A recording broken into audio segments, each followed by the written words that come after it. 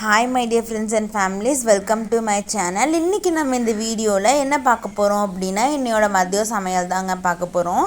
என்னோட மதிய சமையல் என்னன்னா கொள்ளு பருப்பு கூட என்னென்னலாம் வச்சு சாப்பிடுறோம் அப்படினு சொல்லி இந்த வீடியோல நம்ம பார்க்கலாம்.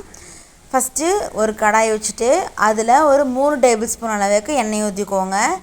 எண்ணெய் நல்லா காஞ்சதுக்கு அப்புறம் ஒரு கைப்பிடி அளவு வெங்காயம், அது கூட 7-8 மிளகாயை ரெண்டா கட் பண்ணி போட்டுக்கலாம். அதுக்கப்புறம் அதை நல்லா வதக்கி விட்டுருங்க. வதங்கினதுக்கு அப்புறம் 1 டேபிள்ஸ்பூன் அளவுக்கு வெந்தயம், 1 டேபிள்ஸ்பூன் அளவுக்கு சீரகம், 1 டேபிள்ஸ்பூன் அளவுக்கு மல்லியை நல்லா உடச்சி போட்டுக்கோங்க.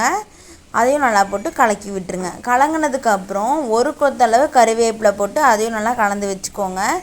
ஏற்கனவே நம்ம கொள்ளுப்பருப்பும் தக்காளியும் நல்லா 3 விசில் விட்டு நல்லா வேக வச்சுருக்கோம். அதுக்குள்ளே நம்ம செஞ்சு வச்சுருந்ததை போட்டுக்கலாம். போட்டதுக்கப்புறம் சுடு தண்ணி காய வச்சுக்கோங்க. ஏன்னா நம்ம கடையும் போது நம்மளுக்கு வேணும்னா நம்ம தண்ணியை ஆட் பண்ணிக்கலாங்க. அதுக்கு தான். அதுக்கப்புறம் தேவையான அளவு உப்பு சேர்த்திக்கோங்க. உப்பு சேர்த்துனதுக்கப்புறம் அதை நல்லா கடைஞ்சி எடுத்துக்கலாம். அவ்வளோதான், நம்மளோட கொள்ளுப்பருப்பு முடிஞ்சிச்சு.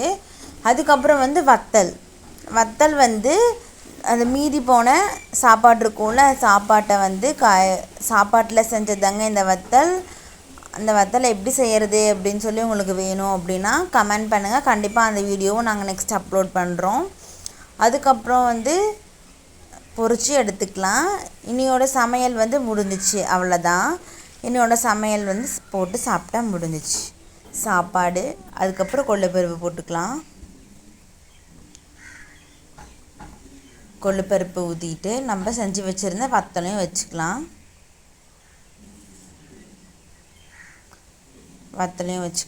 அதுக்கப்புறம் நம்ம ரசமும் செஞ்சுருந்தோங்க. ரசத்தை இந்த வீடியோவில் போடல. தேங்க்யூ.